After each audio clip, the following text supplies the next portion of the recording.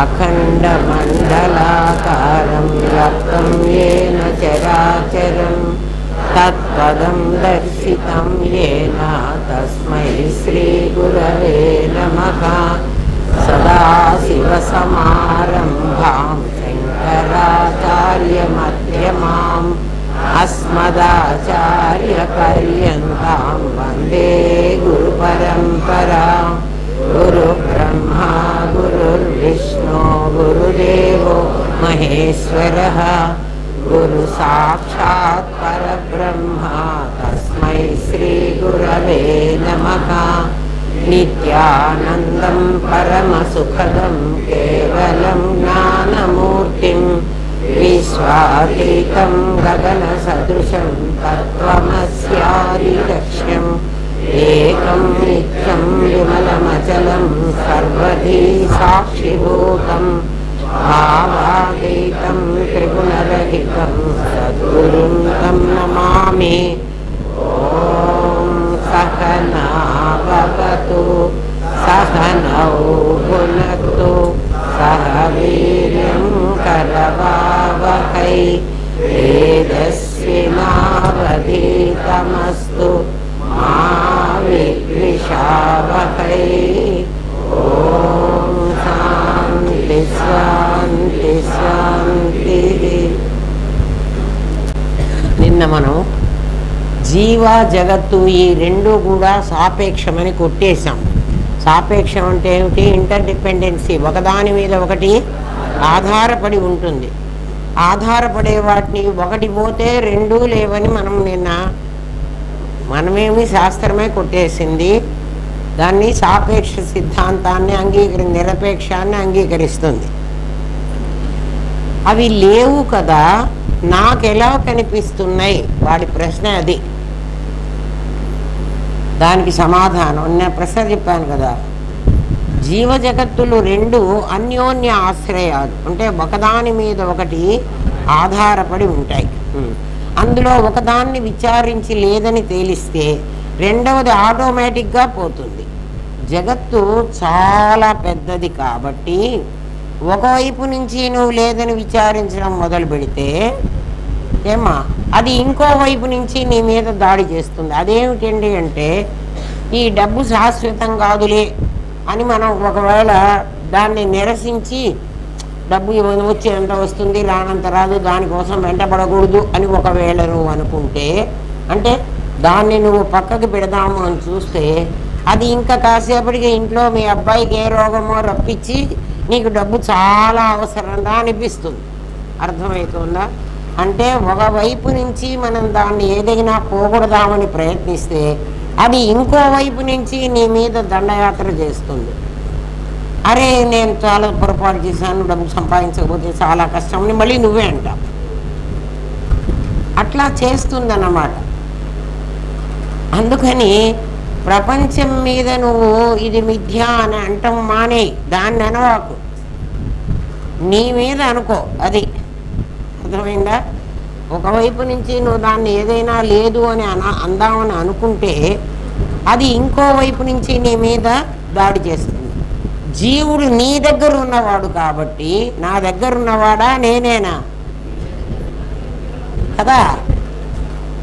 నా దగ్గర అంటే నేను, నా శరీరం, దీన్ని నేను అంటున్నా కాబట్టి ఇది నా దగ్గరే. అర్థమైందా? నేను ఒక్కడినిరా. నా కన్ను అన్నానంటే కన్ను నా దగ్గర ఉంటే కదా అది నా కన్ను అనాలి కదా. ఈ కన్ను అంట, ఆ కన్ను అనను. ఈ అంటున్నానంటే అర్థం ఏమిటి? అది దగ్గర అనే పదం అందుకు వేసుకున్నాం. ప్రతి పదము చాలా జాగ్రత్తగా, రాళ్ల నగలు చేసేవాడు ఆ చిన్న కన్నంలో ఏ రాయి పడుతుందో చాలా జాగ్రత్తగా చూసి, ఎందుకంటే కొంచెం ఎక్కువైనా అందులో పడదు, అంతే, కట్ చేయటానికి వీల్లేదు. అంత జాగ్రత్తగా శబ్దాలు వాడుకోవాలి. డబ్బన్నా నువ్వు విచ్చలవిడిగా వాడుకోవచ్చేమో, కానీ పదాలు మాత్రం చాలా కేర్ఫుల్గా వాడుకోవాలి. ఆ పదం అక్కడ ఎందుకు వేశారు అంటే తప్పనిసరిగా దానికి ఇంకో అర్థం ఉంటుంది. అది నీ దగ్గర వాడు కాబట్టి జీవుడు వీడిని విచారించడం నీకు తేలిక. కదా. అసలు జీవుడు ఎవడో చెప్తున్నాడు. పసుపు సున్నము కలిసి పారాణి ఏర్పడ్డట్టు పసుపులో ఎర్రదనం లేదు, సున్నంలో ఎర్రదనం లేదు. పసుపు సున్నం కలవగానే అసలు ఎక్కడి నుంచి వస్తుందో ఆ ఎరుపు మనకి తెలియదు. అది కెమికల్ రియాక్షన్ అనుకోండి. అవి రెండూ కలిసేటప్పటికీ ఎర్రగా తయారవుతుంది కదా. ఆ ఎరుపు ఎలా వచ్చిందో అట్లా ప్రకృతి పరమాత్మ కలవగానే పారాణి అనేది అదే జీవుడు అనేవాడు ఏర్పడ్డాడు, లేకపోతే లేదు. ప్రకృతి పరమాత్మ కలవడం ఏమిటంటే ప్రకృతి ఏమో పంచభూతాత్మకమైన శరీరం, సత్వగుణ సత్వరజస్తమో త్రిగుణాత్మకమైంది, పంచభూతాత్మకమైంది. అటువంటిది మన శరీరం కదా. దీని లోపల ఒక జీవుడు అనేవాడు ఒకడున్నాడు. తత్ సృష్ట్వా తదేవ అనుప్రావిశత్. తత్ సృష్ట్వా దీన్ని సృష్టించి ఇన్ ద సెన్స్ తయారు చేసి అందులో తాను వచ్చి చేరుకున్నాడు. కాబట్టి ఒకటి చేరుకున్నవాడు, ఒకటి తయారు చేసింది. ఒక గృహప్రవేశం చేశాను రా, నేను ఒక ఇల్లు కట్టుకున్నాను, ఆ ఇంట్లో నేను గృహప్రవేశం చేశాను. అప్పుడు ఇల్లు నేను ఇద్దరంగాలే, అది వీడు. దాన్ని సృష్టించి ప్రకృతి, ఆ సృష్టించబడ్డది ప్రకృతి. ప్రకృతి అంటే దాంట్లో ఏమేమి ఉన్నాయి? పంచభూతాలు ఉన్నాయి, త్రిగుణాలు ఉన్నాయి కదా. త్రిగుణాలే పంచభూతాలుగా నీకు కనిపిస్తున్నాయి. ప్రకృతి ఆ పరమాత్మ రెండూ కలిస్తే ఒక జీవుడు ఏర్పడ్డాడు. మయా అధ్యక్షేణ. ప్రకృతిగా కనపడకుండా ఇంకా ఒక చిత్రం. ప్రకృతి అంటే ఏమిటి? పంచభూతాలు. పంచభూతాల్లాగా కనపడటంలే. ఇప్పుడు నా దగ్గరికి వచ్చేటప్పటికి ఎట్లా కనపడుతోంది? ఆకాశం ఏది, భూమి ఏది, నాకు చూపెట్టు. లేదు. భూమి ముక్కుగా తయారైంది, ఆకాశం చెరిగా తయారైంది. దీన్ని వికృతి అనాలి. ఎందుకని? ప్రకృతిలాగా కాకుండా వికృతిలాగా నాకు కనిపిస్తోంది. ఇక్కడ ప్రకృతి ఉంది అని నేను విచారిస్తే నాకు తెలుస్తోంది కానీ కదా. లేకపోతే ఇది ఎట్లా ఉంది? వికృతిలాగే ఉంది కదా. అందులో ఒక జీవ చైతన్యం చేరింది. ఈ జీవ చైతన్యము ఈ వికృతి అయినటువంటి ప్రకృతి వికృతిగా అయినటువంటి ఈ శరీరం, ఈ రెండింటినీ కలిపి నీ జీవుడు అంటున్నా. అంతే కదా. శరీరాన్ని కదా, నేను వేరే ఉన్నా. ఈ శరీరాన్ని నేనని అంటున్నానే, ఆ నేను అసలు లేను. ఆ నేను పారాణి లాంటిది. అర్థమవుతోందా? పారాణి బాగా గుర్తుపెట్టుకోండి. లేనిది ఎలా వచ్చింది, ఎలా కనిపిస్తోంది అంటానికి పారాణి లేనిదే. మీ పసుపులో ఎర్ర రంగు లేదు అసలు. పసుపులో పసుపు రంగే ఉంది, సున్నంలో తెల్ల రంగే ఉంది, ఇంకో రంగు లేదు. అయితే తెల్ల రంగే అన్ని రంగులకి మూలం కదండి. అవి అన్ని రంగులుగా కనపడతాయి కదా అంటే ఇప్పుడు లేదు కదా. మరి అన్ని రంగులుగా కనపడేటైతే ఆ తెల్ల రంగు అప్పుడే నాకు పసుపుగా ఎరుపుగా కనిపించవచ్చు కదా. పసుపును కలపంగానే ఎక్కడి నుంచి వచ్చింది ఈ ఎర్రది? నాకు కనపడుతుంటే అది లేదంటారేమిటి? దాంట్లోనో దీంట్లోనో ఉండకపోతే ఎక్కడి నుంచి వచ్చింది అంటే దాంట్లో లేకుండా దీంట్లో కూడా లేకుండా మధ్యలో నీకు కనపడేదే జీవుడు. అర్థమైందా? అందుకని వాడిని పారాణితో పోల్చారు. అట్లా పోల్చకపోతే జీవుడు నిజంగా ఉన్నాడని మీరు అనుమానపడే అవకాశం ఉంది. మరి ఈ మాట నిజమేనా అండి? మీకై మీరే చెప్పేస్తున్నారా? నాకై నేనేమీ చెప్పకూడదు. మయా అధ్యక్షేణ, నేను అధ్యక్షుడుగా ఉండబట్టి ప్రకృతే సూయతే సచరాచరం, చరము అచరము అయినటువంటి జీవరాశులన్నీ నేను అధ్యక్షుడుగా ఉంటే ప్రకృతి సృష్టించింది. ప్రకృతి సృష్టించిందంటే ఇప్పుడు పసుపు ప్రకృతి అనుకుంటావో సున్నం ప్రకృతి అనుకుంటావో నీ ఇష్టం. అందులో ఒకళ్ళని ప్రకృతి చెయ్యి, ఒకళ్ళని పరమాత్మ చెయ్యి. వీళ్ళిద్దరూ కలిశారంటే ఏం పుట్టుకొస్తాడు? జీవుడు పుట్టుకొస్తాడు కదా. నా అధ్యక్షతన ప్రకృతే సూయతే సచరాచరం. చరాచరమైనటువంటి వీళ్ళందరినీ సృష్టిస్తోంది. ఎట్లా అర్థం చేసుకోవాలంటే నా చేతిలో నేను కొంచెం పసుపు తీసుకున్నాను కదా. చాలా పసుపు, ఇంత పసుపు తీసుకోండి చేతిలోకి. కొంచెం సున్నం ఇట్లా చేతిలో తీసుకోండి. ఇంత సున్నమే, చాలా తీసుకోక్కర్లే. పసుపు అంత సున్నం తీసుకోవాకండి. అప్పుడు ఏమవుతుంది? ఇట్లా అనంగానే ఎర్ర రంగు మొదలవుతుంది. ఆ కొంచెం సున్నమే ఇదంతా ఇట్లా అనండి. పసుపు ఎంత ఉందో అంత అంత ఎరుపు తయారవుతుంది కదా. కాబట్టి మనం ఇప్పుడు ఏమనుకోవాలంటే పసుపుని ప్రకృతి అని అనుకుని సున్నాన్ని పురుషుడు అనుకోవాలి, చైతన్యం. అర్థమవుతుందా? మరి ఇది ఇప్పుడు ముద్ద అయింది. ఈ ముద్ద నాకు సచరాచరమైన దాన్నంతా సృష్టిస్తోంది అని ఆ బ్రహ్మకీట జనని అని ఆమెను ఎందుకు అన్నారు అంటే ఈ పసుపుని ఆ బ్రహ్మకీట జనని. ఈ పసుపు ఈ సున్నం చేతిలో పట్టుకుని ఈ గోడ మీద శ్రీ అని రాశాను అనుకో, శ్రీ కనపడుతుంది, ఎర్రటి శ్రీ. శ్రీరస్తు శుభమస్తు అని రాస్తారు చూడండి, అవన్నీ అక్షరాలేనా? ఇప్పుడు అన్ని అక్షరాలను నా చేతిలో ఉన్న ముద్దలోని పసుపు ఇది నిరాకారం సాకారమై సృష్టించింది. అర్థం చేసుకోండి. అందుకని ఈ ప్రకృతి మయా అధ్యక్షేణ మయా, మీకు ఎందుకు ఇట్లా చెప్తున్నాడు? శాస్త్రంలో అట్లా చెప్పలే. మయాధ్యక్షేణ ప్రకృతే సూయతే సచరాచరం అంది. ఎవరు ప్రకృతి, ఎవరు పురుషుడు, ఎవరు కలిశారు, ఎవరు ఏం సృష్టించారు అంటే ఇంత పసుపుని తీసుకుని ఇంత సున్నం వేస్తే, అందుకని సున్నం ప్రకృతి అనడానికి వీల్లేదు.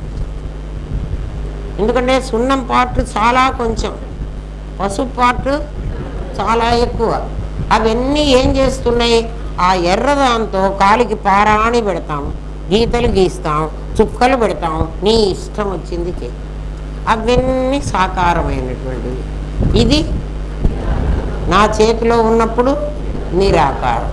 నా చేతిలో ఉండకుండా ముందు సున్నంగా పసుపుగా విడివిడిగా ఉంది చూడండి. ఆ విడివిడిగా ఉన్నప్పుడు సచ్చిత్తులు. బాగా అర్థం చేసుకోండి. ఈ ఉదాహరణతో మీరు అర్థం చేసుకోవడానికి ప్రయత్నం చేయండి. అసలు ఇంతకంటే చెప్పడానికి అసలు ఏం లేదు. మీరు ఎందుకు ఇన్నాళ్ళు చెప్పించుకుంటున్నారో నాకు తెలియటలే. ఇంకా చాలమ్మా మాకు అర్థమైంది అని మీరు వెళ్ళిపోతే మంచిది కదా.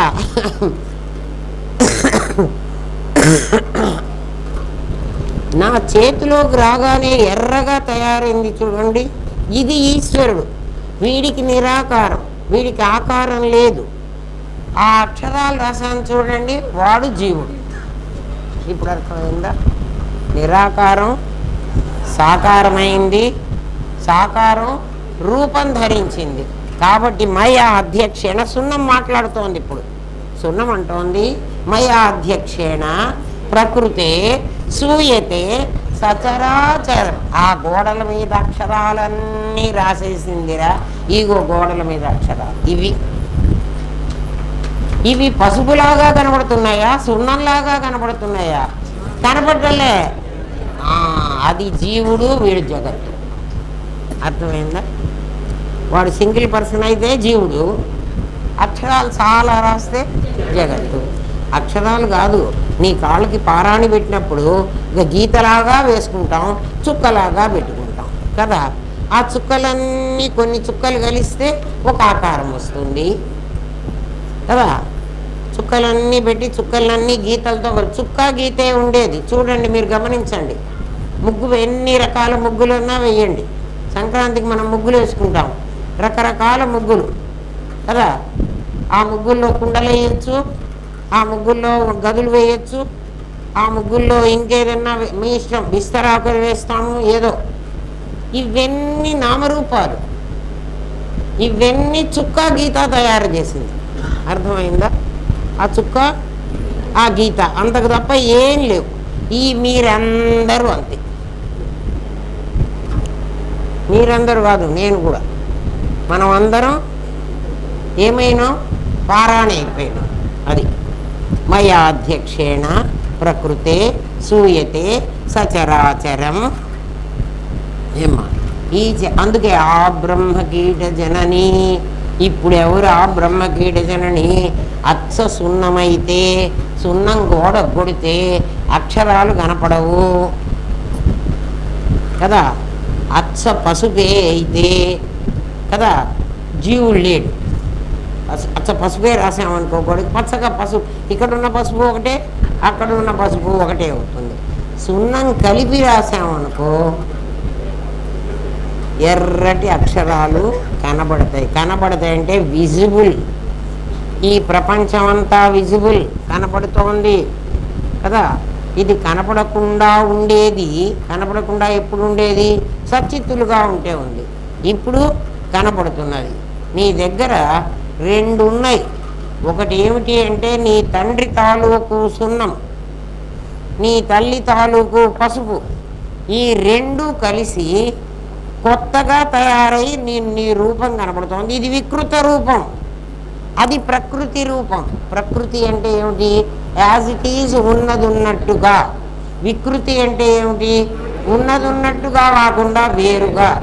ఏది? మీ నాన్న తాలూకు సున్నం నాకు ఇప్పుడు చూపించు, లేదు.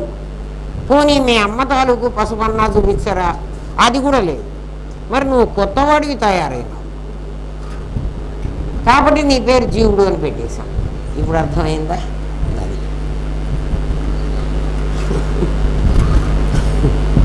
ఏమ్మా ఆ బ్రహ్మకీట జనని. అందుకని ఆమె లేకపోతే ఈ ప్రపంచం జీవ జగత్తులు నాకు కనపడుతున్నాయన్న జీవ జగత్తులు రెండు కూడా ఉండవు, కనపడవు. ఆమె ఇదిగా కనపడుతోంది. అప్పుడు ఆమె తల్లి అంటున్నాం, వీడు బిడ్డ అంటున్నాం. తల్లికి బిడ్డకు తేడా ఏమిటంటే తల్లి పసుపు మాత్రమే, బిడ్డ సున్నం కలిసిన పారాణి. అది మర్చిపోవకండి.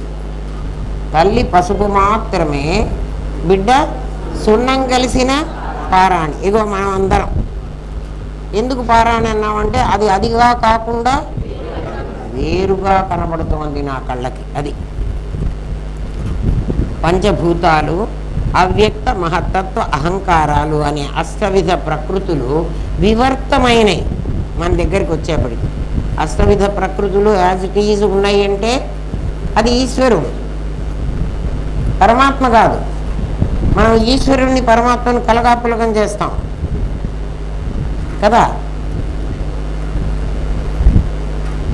పారాణిగా కనిపించినట్లు కదా పరమాత్మ ప్రకృతి వివర్తమై జీవ జగత్తులుగా కనిపిస్తున్నాయి. అది వాస్తవంగా కనిపించటం లేదు, వాస్తవంగా ఎరుపుదనం లేదు. ఎందుకని ఎరుపుదనం లేదు అంటే ఆ ఎరుపుకు ప్రత్యేకత లేదు. అది పసుపులో నుంచి రావాల్సిందే కానీ తనకై తాను ఎర్రగా పసుపు మారడానికి వీలు లేదు. అందుకని ఇది కాంపౌండ్ అన్నమాట. ఏది కాంపౌండ్? రెండిటి కలయిక, మిక్స్. మనమందరము రెండిటి కలయికలం కదా. అందుకని మనకి ఫీచర్స్ చూడండి, ఇద్దరున్నారు అంటానికి కొన్ని అమ్మ ఫీచర్స్ వస్తున్నాయి, కొన్ని నాన్న ఫీచర్స్ వస్తున్నాయి కదా. అందరికీ చూసుకోండి, మీ నాన్న ఎక్కడున్నాడు అంటే నీలో ఏ ఫీచర్స్ మీ నాన్నవి కనపడుతున్నాయి అవన్నీ మీ నాన్నే. విడివిడిగా నువ్వు తీయడానికి వీల్లేదు. ఎందుకని తీయటానికి వీల్లేదు? వివర్తమైన అది అది మర్చిపోవాకండి. సెల్ఫ్ సృష్టి ఎంత విపరీతంగా ఉందో, ఎంత ఇప్పుడు సృష్టించబడింది ఎవరు అంటే పారాణి, ఉన్నది ఎవరు అంటే పసుపు సున్నం. ఉన్నది పసుపు సున్నం, సృష్టించబడింది పారాణి. అంటే సృష్టించబడింది అని ఎందుకు అంటున్నామంటే ఈ పసుపుని నేను చేతిలో పట్టుకున్నంతసేపు ఇది ఎర్రగా మారదు. ఈ పసుపుని ఎవడో ఒకడు ఆ సున్నంతో కలపాలి. కలపకపోతే ఆ ఎర్రదనం రాదు. ఈ కలిపినవాడు సృష్టికర్త. అప్పుడు వాడిని సృష్టికర్త్రి బ్రహ్మరూప. అప్పుడు ఆమె బ్రహ్మరూపంగా ఉంది. ఏం బ్రహ్మరూపంగా ఏం చేసింది? పసుపుని సున్నంతో కలిపింది. అంతవరకే బ్రహ్మ. మీకు బ్రహ్మను చూపిస్తున్నా. సృష్టికర్త్రి బ్రహ్మరూప, గోప్త్రి గోవింద రూపిణి. గోవింద రూపిణి ఎప్పుడవుతోంది అంటే ఈ సున్నమేసి పసుపేసి నా చేతిలో కలిపి పెట్టా. ఇప్పుడు ఈ ముద్ద గోప్త్రి. ఇందులో రహస్యంగా దాచిపెట్టింది ఏమిటి? ఆ అక్షరాలు. లలితా సహస్రం ఊరికే చదువుకుంటే ఏందిరా అర్థమయ్యేది? ఆమె ఏం చేసింది? సృష్టికర్త్రి బ్రహ్మరూప, గోప్త్రి గోవింద రూపిణి. అది విధి స్థానం. సంహారిణి రుద్రరూప. నా చేతిలో ఉన్న ఈ ముద్ద మొత్తం కలిసి నేను అక్కడ అక్షరాలు రాసేసా. ఇప్పుడు ఇంకా రాద్దామంటే ఇక్కడ లేదు. ఇప్పుడు ఇది అయిపోయింది నా దగ్గర.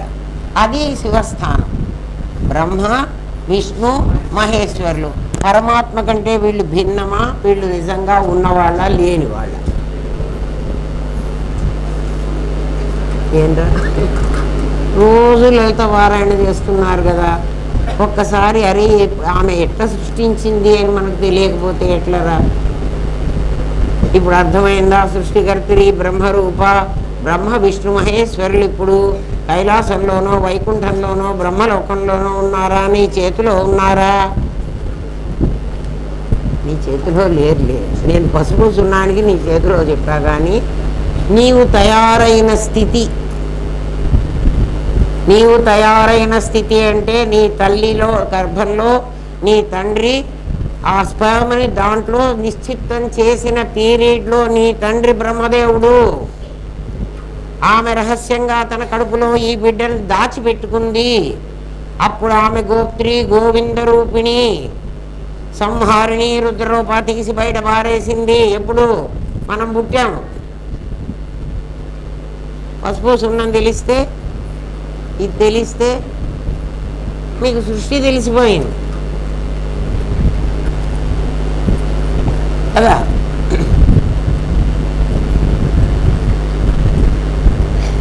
ఈ ఈ ఎరుపుదనం ఎండమావుల్లోని నీటి వలె. ఎండమావుల్లో నీళ్లు ఉన్నాయి, నీళ్ళలాగా కనిపిస్తాయి. మనం రోడ్లో మీరు కారులో పోతూ ఉంటే రోడ్డు మీద అక్కడక్కడ పడల్స్ అంటే నీళ్ల మడుగులు ఉన్నట్టు మీకు కనపడతాయి. నిజంగా అక్కడ తడి లేదు. ఆ దగ్గరికి వెళ్ళిన తర్వాత అక్కడ తడి లేదని మీకు తెలుస్తుంది రోడ్డు మీద. అరే ఎంత వర్షం కురిసిందో, ఇదంతా చల్లగా తడిసిపోయిందేంటి అని నువ్వు దూరం నుంచి కార్ డ్రైవ్ చేసేప్పుడు అనుకుంటావు. అక్కడ ఏముంది? లేదు.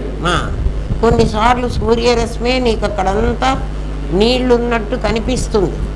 బస్సులో పోయినప్పుడైనా కారులో పోతున్నప్పుడైనా మీరు దూరంగా చూడండి. ఇంద్రధనస్సులోని రంగుల వలె ఇది ఆభాస. ఏది ఆభాస? ఆభాస అన్న పదానికి యథార్థంగా లేనిది, తాత్కాలికంగా కనిపించేది, శాశ్వతంగా కనిపించనిది ఏమిటది? అది ఆభాస. ఇప్పుడు ఆభాస ఏమిటి? జీవుడు ఆభాసే, జగత్తు ఆభాసే. ఎందుకని? పారాణి ఆభాస కదా, దాంతో తయారైన అక్షరాల ఆభాస కదా. అక్షరాలకు ఆకారం ఉంది కదా, ఆకారం ఉండి నీకు కనపడుతున్నాయి కదా. నీకు ఒక్కడికి కనపడడం కాదు, ఎవడు చూస్తే వాడికి కనపడుతున్నాయి. అట్లాగే కనపడుతున్నాయి. మనకు కూడా అట్లాగే కనపడుతున్నాయి. కొండలు కొండలుగానే కనపడతాయి నీకు నాకు.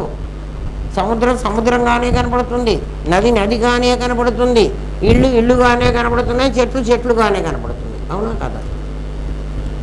మనందరికీ ఎవడైనా చెప్పాడా ఇది ఇది నది, ఇది కొండ, ఇది చెట్టు అని? చెప్పలే. చిన్న పిల్లలు చూడండి, పాకేది పాము అని వాళ్ళకి తెలుసు. అది ఏదన్నా పాకుతోంది అనుకోండి, మరీ చిన్నపిల్లలు, అంత చిన్నపిల్లలు, అమ్మ ఇక్కడ పాము ఉంది అంటాడు వాడు. మనం నిజంగా అది పాము అనుకుంటాం. అంటే వాడికి అది ఎలా కనపడుతోంది? ఏది పాకుతున్నదో మరి వాడికి ఎవరు చెప్పారు? వాడు ఏ లిటరేచర్ చదువుకున్నాడు? అయినా అంటాడా అనడా? అది పాము కాదురా, అది పురుగు అని మనం అంటాం. అంటే అది పాకుతోంది, అందుకని వాడేమంటాడు? పాము అంటాడు. ఎవడు చెప్పాడు వాడికి? ఎవడు చెప్పక్కర్లే. అది ఎవడు చూచినా అదే ఏది కనపడుతుందో. కాబట్టి ఇంద్రధనస్సులో రంగులు మనకందరికీ అవే కనపడతాయి. నాకు పచ్చగా కనపడి నీకు ఎర్రగా కనపడదు, నీకు ఇండిగో వేరే రంగులో కనపడదు, అందరికీ అలాగే కనపడతాయి. అందుకని ఇది సృష్టి, దాన్ని ఆభాస. అది శాశ్వతంగా ఉండదు. సూర్యకాంతి శాశ్వతంగా ఉంటుంది, ఇంద్రధనస్సు కొంతసేపు ఉంటుంది, తర్వాత పోతుంది. ఎండమావుల్లో నీటి వలె, ఇంద్రధనస్సులో రంగుల వలె అది ఆభాస. రజ్జువు వాస్తవము, సర్పం ఆభాస అయినట్లు. అది మీకు తెలుసు. సర్పం పర్మనెంట్గా కనపడదు కదా, మనకే దీపం తెచ్చి చూస్తే అది పోతుంది. వాస్తవముగా జ్ఞానము, ఆభాసగా జీవజగత్తులు. వాస్తవంగా ఒక జ్ఞానం ఉంది, ఆభాసగా జీవజగత్తులు ఉన్నాయి. జీవజగత్తుల మీదకి ఈ జ్ఞానం ఎప్పుడు ప్రసరించిందో కదా, ఆ జ్ఞానం పనిచేస్తోంది, దాన్ని విశేషము అన్నారు. జీవజగత్తుల మీదకి జ్ఞానం ప్రవహిస్తే దాన్ని విశేషం అన్నారు. లేకపోతే జీవజగత్తుల మీదకి పోకుండా ఉంటే దాన్ని సామాన్యం అనాలి. జీవజగత్తుల మీదకి పోతే దాన్ని విశేషము అన్నాం. విశేషమైంది జ్ఞానం. అది జీవజగత్తుల మీదకి పోకుండా యువతలే ఉందనుకో సామాన్యం. ఇప్పుడు మాధురికి రితికాకు మధ్యలో ఉన్నది ఎవరు అంటే సామాన్యం. మాధురి ఒక జీవుడు, రితిక ఇంకో జీవుడు, రమ్య ఇంకో జీవుడు. వీళ్ళల్లోకి వెళ్ళింది ఒక జ్ఞానం. ఇది జ్ఞానం, ఇది ఆభాస. ఎందుకని? వీళ్ళు చచ్చిపోతే ఇది పోతుంది, అక్కడున్నది పోతుంది. మీరు జ్ఞానాన్ని అట్లా డిఫరెన్షియేట్ చేసుకోండి. అంటే ప్రజ్ఞానంలో నుంచి జ్ఞానం వచ్చింది అనవాకండి. ప్రజ్ఞానం ఇప్పుడు నిన్నటి స్టేజ్ కంటే ఇది ఇంకా కాస్త హైయెస్ట్ స్టేజ్. ఎందుకని? నిన్న ఏం చెప్పాను మీకు? మీ దగ్గర ఒక చిత్తసాగరం, మీ బుద్ధి అనే దర్పణం ఉంది. ఈ దర్పణం మీద పడి అది ప్రతిబింబమైంది. ఇప్పుడు కూడా బుద్ధి దర్పణమే, దాని మీదే పడి ప్రతిబింబమైంది. అది జ్ఞానంగా నీ శరీరం అంతా వ్యాపించింది కదా. జీవుడి మీదికి కానీ జగత్తు మీదికి కానీ అది వ్యాపిస్తే దాని పేరు జ్ఞానము. జీవుడి మీదికి జగత్తు మీదికి వ్యాపించకుండా ఉంటే అది సామాన్యం. ఎందుకు వ్యాపిస్తుంది అంటే బాగా అర్థం చేసుకోండి. ఇక్కడ చాలా చాలా క్రూషియల్ పాయింట్ ఇది. ఎందుకంటే నా ముందర నేను ఒక అద్దం పెట్టుకున్నాను. ఇమీడియట్గా నా ఇమేజ్ ఏమవుతుంది? అద్దంలోకి వెళుతుంది.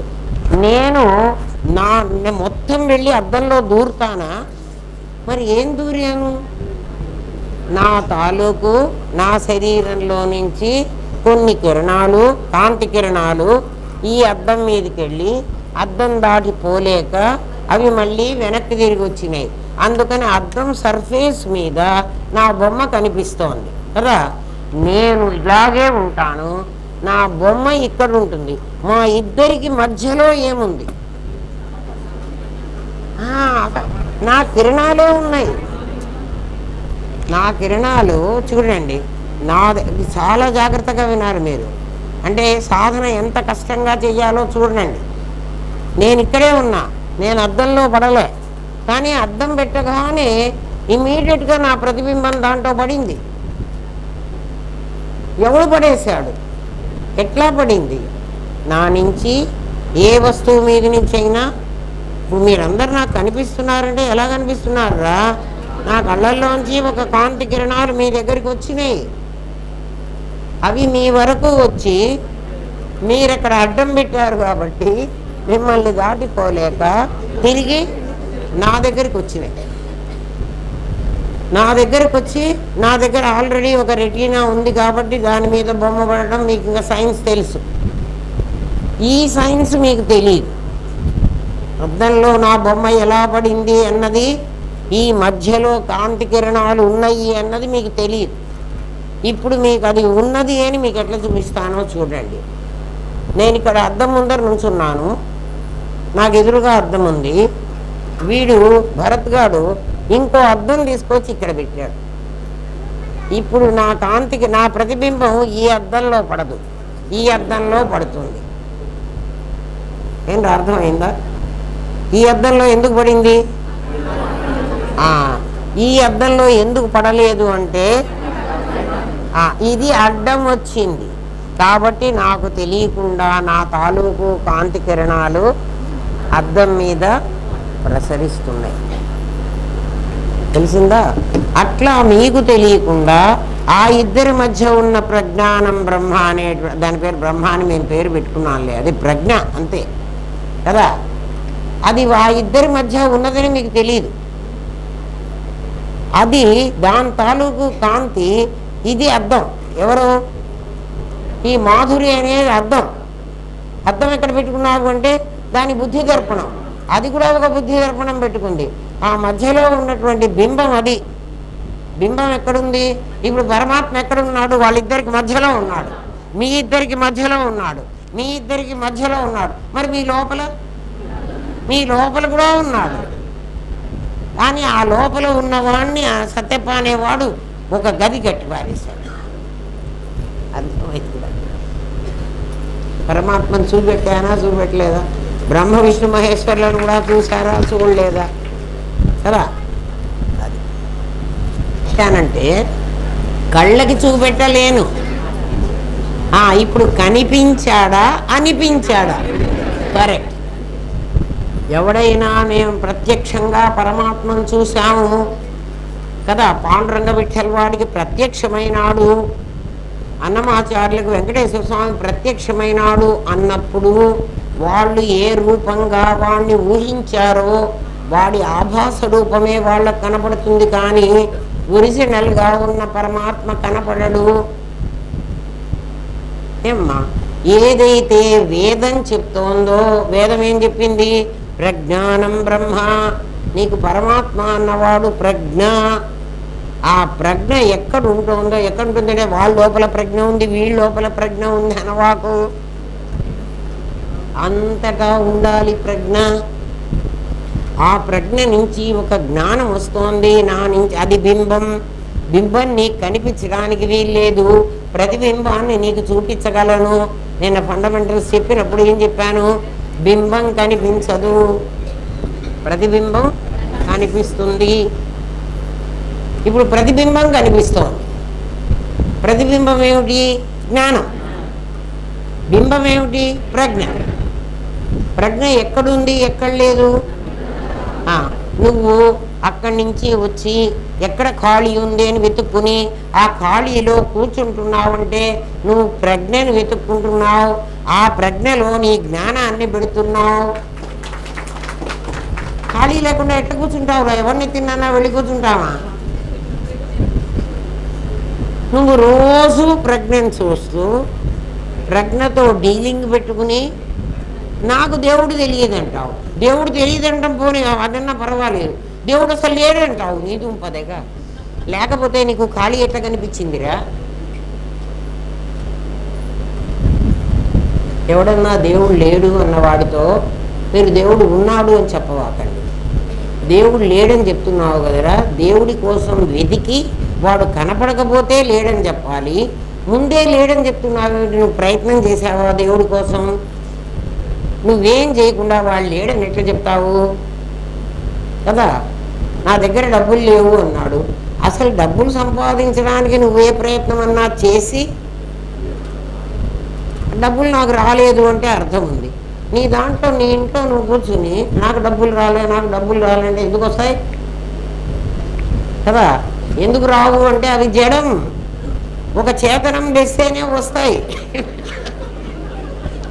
అవునరా? కాదురా, నేను ఒక అంగడి పెట్టుకున్నాను రా. కిరాణం అంగడి పెట్టుకుందాం. కస్టమర్ ఎవడైనా వచ్చి తన అంగడికి ఆ వస్తువు తీసుకోవడానికి వస్తే వాడు డబ్బులు ఇస్తే నా గల్లాపెట్టిలోకి డబ్బులు వస్తాయి కదా. లేకపోతే వాడు చేతనం ఎవడు? మీరందరూ డబ్బు ఒక చేతనకు వాడు ఇవ్వకపోతే ఎక్కడి నుంచి వస్తాయి? కాబట్టి ఏదైనా ఇవ్వవలసిన వాడు చేతనమే, అర్థం చేసుకోండి. అందుకని దేవుణ్ణి చూడలేదు అనుకో, రోజు చూస్తూనే ఉన్నారు. చూస్తే దేవుడు కనిపించాడా? కనిపించడు. అక్కడ ఖాళీ ఉందని నీకు కనిపించిందా? అనిపించిందా? అనిపించింది. అది అనిపించడం వేరు, కనిపించడం వేరు. కనిపించిందంటే కంటికి కనిపించింది. మరి నాకు కంటికి కనిపించలేదా అంటే అక్కడ ఖాళీ ఉందంటే నీ కన్ను అక్కడ చూసి అక్కడ ఇంకేమీ లేదనే చెప్పింది నీకు. అక్కడ ఇంకెవరు కూర్చోలేదు అని చెప్పింది. అంటే ఇంకేదీ లేదు అంటే ఉన్నది చెప్పదు. అంటే నీ కన్ను ఏం చూసింది? నీ కన్ను ఆభాసం చూసింది. అవునరా, నీ కన్ను అక్కడ ఖాళీగా ఉంది అని చెప్పింది. ఖాళీగా ఉంది అంటే అర్థం ఏమిటి? అక్కడ ఏమీ లేదు కదా. ఏమీ లేదు అని చెప్పింది.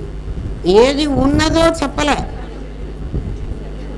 కాబట్టి నీ థాట్స్ ఎట్లా ఉంటాయంటే ఎప్పుడు నెగటివ్ థాట్స్. నీకు పాజిటివ్ థింకింగ్ లేదు. జీవుడుగా నీ లక్షణం ఏమిటి అంటే ఏది లేదో దాన్ని కనుక్కోవడమే నీ పని. ఏది ఉందో దాన్ని విస్మరించడమే నీ పని. అవునా కదా? మనందరం ఆలోచించుండారా? మీరేమంటారు? అక్కడ ఖాళీగా ఉందంటారు కదా. అక్కడ ఇంకెవడు లేడు కాబట్టి ఖాళీగా ఉంది. నీ కన్ను విశేషమే, అది చూసేది విశేషమే. కాబట్టి నీ కన్ను ఆభాసే, అది చూసే. ఇప్పుడు రాండి, జీవ జగత్తులు నాకు ఎందుకు కనిపించరు అని కదా వాడు అడిగాడు. కాబట్టి నువ్వు జీవుడు అయినావు. జీవుడు అయితేనే కదా నీ కళ్ళు ముక్కులు చెవులు వచ్చినాయి. నువ్వు జీవుడు అయినావు. ఆ జీవత్వంలో నువ్వెవరిని చూసావంటే జగత్తును చూసావు. నీ జీవుడు ఆభాసే, ఆ జగత్తు ఆభాసే. కాబట్టి నువ్వు చిద్విశేషం, అక్కడ చూస్తున్నది సద్విశేషం. నువ్వు చిద్విశేషం. ఎందుకంటే నేను జీవుణ్ణి, నేను చూస్తున్నది ఏమిటి? నేను జీవుణ్ణి చూడలే, జగత్తును చూస్తున్నా. అక్కడ జగత్తు ఏమిటి? దేశం, కాలం, వస్తువు. అది కదా దేశం. ఖాళీ ఉంది అంటే అది దేశం. ఆ ఖాళీలో ప్రజ్ఞ ఉంది అని నువ్వు చూడటం లేదు. ప్రజ్ఞ ఉంది అని నువ్వు చూడడానికి బదులుగా కదా నీకు అనిపించాలి, చూడడానికి వీల్లేదు. అందుకని భగవంతుడు కనపడ్డాడు. ఎవడన్నా నాకు దేవుడు కనపడ్డాడంటే కల్లో కనపడ్డాడా నాయన అని అడుగు. దేవుడు కనపడ్డాడురా. ఎందుకని? దేవుడు నీలాంటి ఆకారం కాదు, వాడు నిరాకారం కదా. దేవుడిని నేను వెంకటేశ్వర స్వామిని తిరుపతికి పోయి చూస్తాను. తిరుపతికి పోయి చూసేవాడు దేవుడు కాదు. కాశీ పోయి చూసేవాడు దేవుడు కాదు. మరెవరు?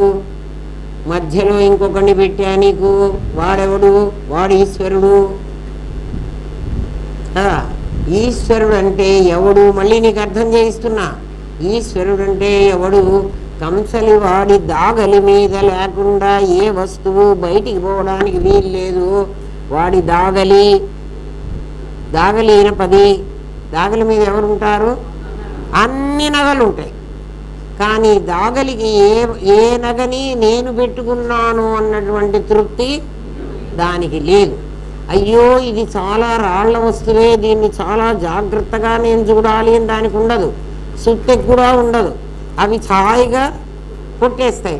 మనం బంగారాన్ని చాలా జాగ్రత్తగా కాటన్లో పెట్టి కదా జాగ్రత్తగా దాచిపెడతాం. వాడు దేని మీద పెట్టాడు? ఇనుము మీద పెట్టాడు. దాగలి అనే దాని పేరురా. మరి వాడు నీలాంటి మనిషే కదా. ఇనుము మీద పెడుతున్నప్పుడు అయ్యో ఇనుము మీద పెడుతున్నానే, ఈ బంగారం కాస్త చాలా ప్రెషస్ కదా బంగారం, ఇది ఏమైపోతుందో అని వాడు ఎప్పుడు అనుకున్నాడా? ఎందుకని? బంగారం వాడిది కాదు, నాది అన్నటువంటిది నీకుంది. నెక్లెస్ నీది కదా, అది నాది కాదు. అందుకని ఈశ్వరుడికి ఈ సృష్టితో సంబంధం లేదు, అన్ని బాడు చేయాల్సిందే. జీవుడికి నాది అనే తాదాత్మ్యం ఉంది. ఈశ్వరుడు అందుకే ఇంతమందిని సృష్టించినా వాడికి ఎవ్వరి మీద ప్రేమ లేదు. జీవుడికి నువ్వు నీ కొడుకుని నువ్వు సృష్టించావు కదా, నీకేముంది?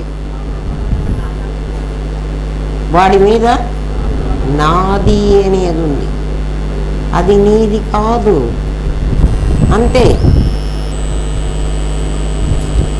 ఏమ్మా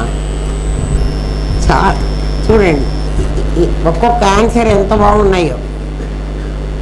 ఆత్మ అనాత్మల రజ్జు వాస్తవం, సర్పం ఆభాస అయినట్లు వాస్తవంగా జ్ఞానము ఆభాసగా జీవజగత్తులు. ఆత్మ అనాత్మలలో ఏమ్మా అనాత్మ ఆభాస అయింది, ఇది అనాత్మ, ఇది ఆభాస అయింది. అది వస్తువు, అది ఆభాస కాలే. ఎందుకంటే ఇక్కడ ఇప్పుడు మాధురి కూర్చోవచ్చు, అక్కడ రితిగా కూర్చోవచ్చు. ఇంకా కాసేపటికి వీళ్ళిద్దరూ వెళ్ళిపోతే ఈ చోట్లో ఇంకో వెంకమ్మో ఇంకో పుల్లమ్మో వచ్చి కూర్చుంటారు కదా. మాధురి కూర్చుంటే ఇది ఒక బర్త్, ఒక జన్మ. అదే చోట్లో వెంకమ్మ కూర్చుంటే ఇంకో జన్మ. ఏముందిరా? అర్థమైందా? ఎవరు ముందు కూర్చుంటే వాళ్ళకి ఈ మాటే అంటానే, అమ్మ మమ్మల్ని ఏంటి మళ్ళీ జన్మ ఇంకో జన్మ అంటున్నారు. అర్థం చేసుకోండి. ఆత్మ అలాగే ఉన్నది.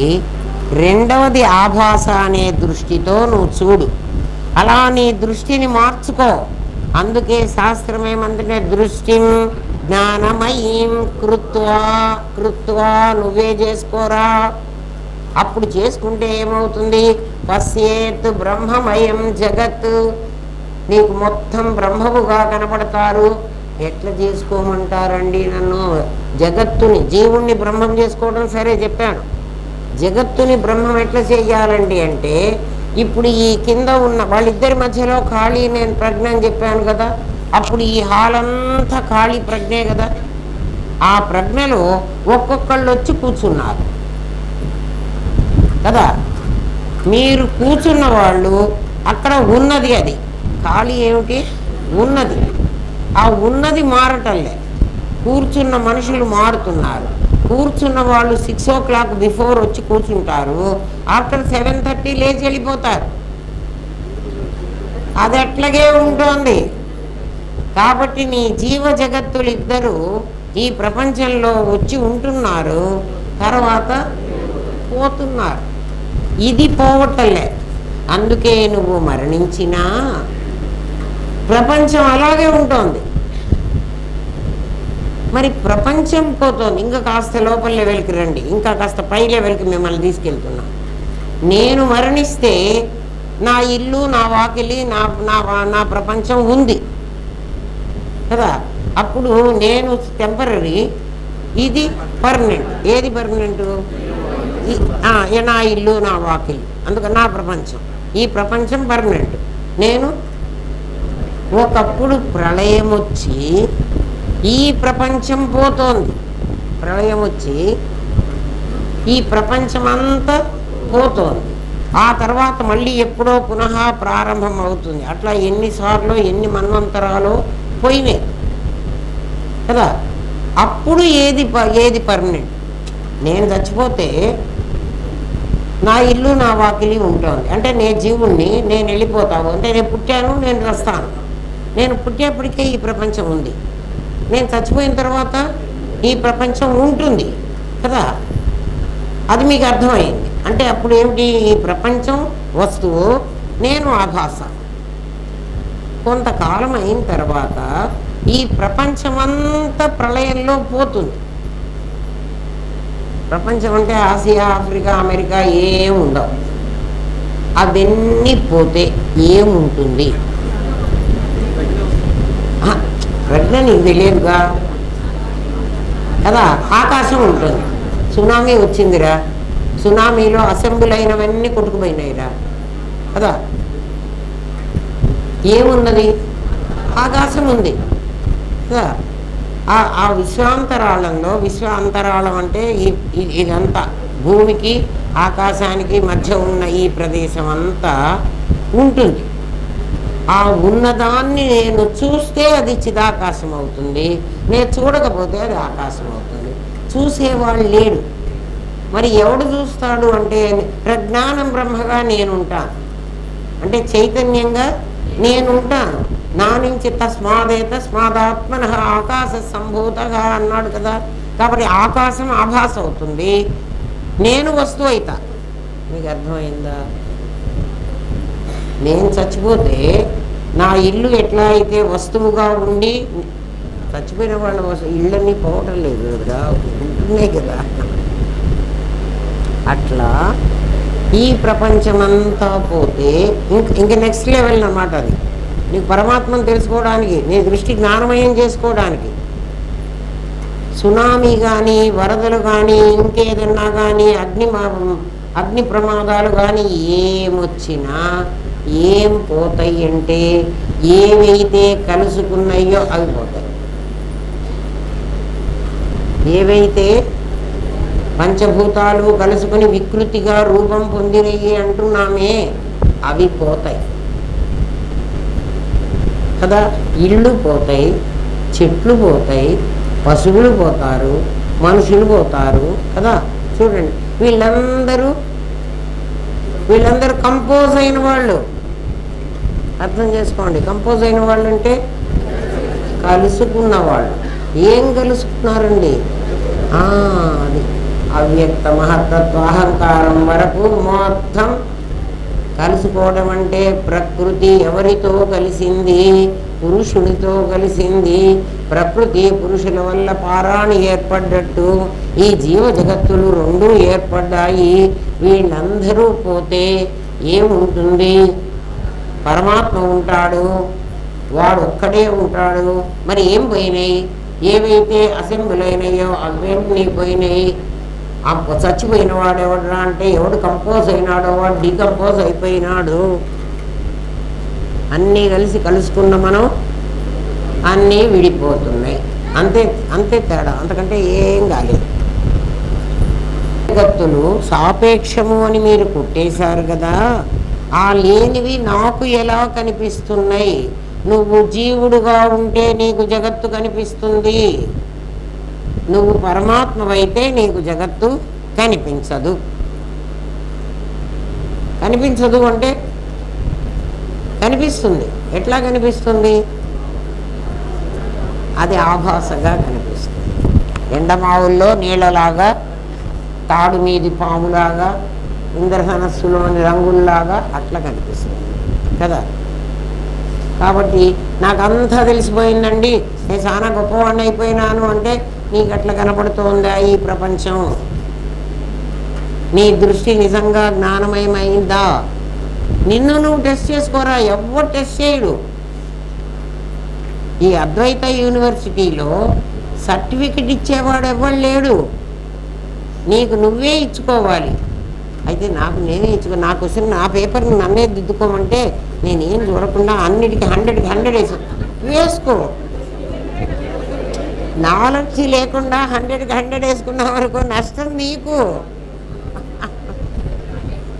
అది వాడిని ఏమంటారంటే గురువున నిమెడ నిండ గురుతులు వేసి తిరుగుదురిక్కడ, పరమ భక్తమునింద్రులెల్ల పసందు చెయ్యరు అక్కడ, జీవులను 14 లక్షలు చావు పుట్టుకలిక్కడ, వెళ్ళిపోయేటప్పుడెవ్వరు రారు మన తోడక్కడ. అదిగా నాయన, నీకై నువ్వు 100 మార్క్స్ వేసుకుంటే వేసుకో, మాకేం నష్టం లేదు. 100 మార్క్స్ వేసుకుంటే నాకు నాకు 2 మార్కులైనా వచ్చినాయా రాలేదా నువ్వు పరీక్షించుకోరా పిచ్చివాడా, ఎవడి కోసం?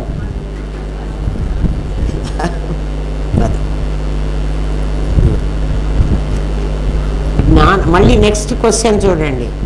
ఇప్పుడు జ్ఞానం గురించి ఇంత చెప్పుకున్నాం కదా, తర్వాత వెంటనే ఆయన అడిగిన ప్రశ్న ఏమిటంటే జ్ఞానానికి పుట్టుక పెరుగుదల మరణం ఎందుకు లేదు? ఇప్పటిదాకా ఏం చెప్పామా?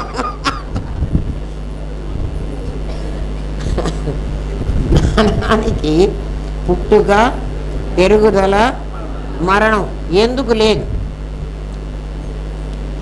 అనుభవము జ్ఞానానికని చెప్పాను కదా.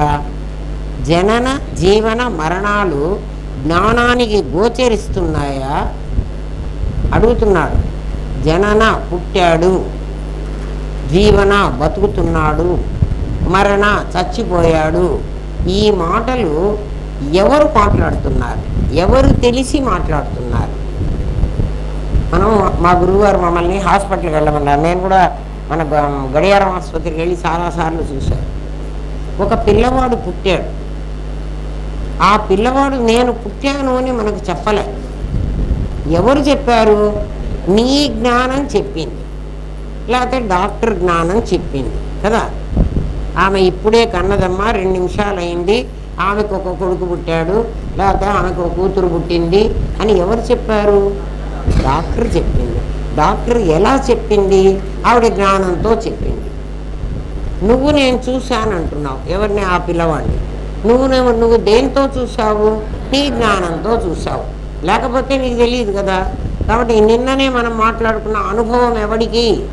జ్ఞానానికి అనుభవం కదా. జ్ఞానానికే అనుభవం. సరే, శరీరానికి మనస్సుకి చర్మానికి నిప్పు కాలితే అనుభవం చర్మానికి కాదు. చర్మం కాలుతుంది, కానీ కాలింది అన్న మంట నా జ్ఞానం చెప్తోంది. నా జ్ఞానం ఏం చెప్తోందంటే అగ్గిపుల్ల గీచి మీద పెట్టుకుంటే కాలుతుంది అని ముందుగా నాకు కాషన్ కూడా ఇచ్చింది. కాషన్ ఇచ్చిందా ఇవ్వలేదా కదా. ఊరికి కాలిన తర్వాత కాలింది అని చెప్పిందా నాకు. మరి నా జ్ఞానం ఎంత గొప్పది కదా. ఏమ్మా, ఏమన్నా సార్ డౌటా? అడుగు. ఏమే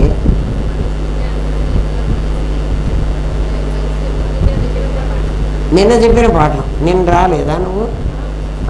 అదే కదా. మనసు జ్ఞానం ఏముందరా? ఫ్యాను కరెంటు లాగా అంత ఇంత పెద్ద కష్టం ఏముంది కదా. ఒక్కసారి నీకు గనక పరమాత్మ అనుభవానికి వస్తే అమ్మా 100 మార్క్స్ నువ్వు వేసుకోవచ్చు. ఎందుకంటే ఎందెందు వెదకి చూచిన అందందే కలడు. నీకు ఎక్కడికి కావాలంటే అక్కడ ఎగ్జాంపుల్స్ దొరుకుతాయి. ఎందుకంటే అవన్నీ నువ్వు సృష్టించినవే. ఏనండి, జనన జీవన మరణాలు జ్ఞానానికి గోచరిస్తున్నాయా కదా. జ్ఞానానికి కనిపిస్తున్నాయి. గోచరిస్తే అది అనాత్మ కదా. నీకు కనపడింది అంటే నీకు మెటల్ డిటెక్టర్ ఇచ్చా ముందే నీ చేతిలో ఏమని చెప్పాను? గ్రహించబడేది అనాత్మ, గ్రహించేది ఆత్మ. చూచేది ఆత్మ, చూడబడేది అనాత్మ. చూచేది అన్నప్పుడు జ్ఞానం ఆత్మ. జ్ఞానం నిజంగా ఆత్మ కాదమ్మా, ప్రజ్ఞ ఆత్మ. జ్ఞానాన్ని గురించి ఇంత చెప్పుకున్నాక మళ్ళీ జ్ఞానం ఆత్మ అనవాకండి. ఇప్పుడు లెవెల్కి జ్ఞానం ఆత్మ అనొచ్చు. అది జ్ఞేయం అనాత్మ. జ్ఞానం ఆత్మ, జ్ఞేయం అనాత్మ. జ్ఞేయం అంటే ఏమిటి అంటే దేన్నైతే చూస్తున్నదో నీ జ్ఞానం, దేన్నైతే నీ జ్ఞానం చూస్తున్నదో అది అనాత్మ. నీ జ్ఞేయం చూడండి, నా దగ్గర 3 ఉన్నాయి. అక్కడ జ్ఞేయం ఉంది, ఇక్కడ జ్ఞానం ఉంది, నేను జ్ఞాత కదా. నేను కూడా జడమే. నేనంటే ఏమిటి? చూసేటువంటి నా శరీరం కూడా జడమే. ఈ జడంలో ఒక చేతనం ఉండాలి, ఖచ్చితంగా ఉండాలి. ఉన్నప్పుడే ఇది చూడగలదు. కాబట్టి ఈ జడంలో ఉన్న చేతనం ఏదైతే ఉందో ఈ చేతనము జ్ఞాత అవుతుంది. అర్థమైపోయిందా? జ్ఞాత అంటే చూసినవాడు. ఇందాక నుంచి చూసినవాడు నేను అని ఈ శరీరం క్లెయిమ్ చేస్తోంది. నిజంగా ఇది కాదు చూసింది, దీనిలో ఉన్న జ్ఞానం చూసింది. అవునా కదా? జ్ఞానం చూసింది. కాబట్టి చూసిన తర్వాత ఈ శరీరం ఏమైందంటే, అంటే అది దీని లోపల ఉన్నంత వరకు ఏది ఆ లోపల వాడు ఉన్నంత వరకు దీని పేరు జ్ఞాత. అర్థమైందా? ఇది జ్ఞానం. ఇది జ్ఞానం ద్వారానే జ్ఞేయాన్ని చూస్తుంది. మరి ఆ జ్ఞేయం ఏమిటండి? ఇప్పుడు నేను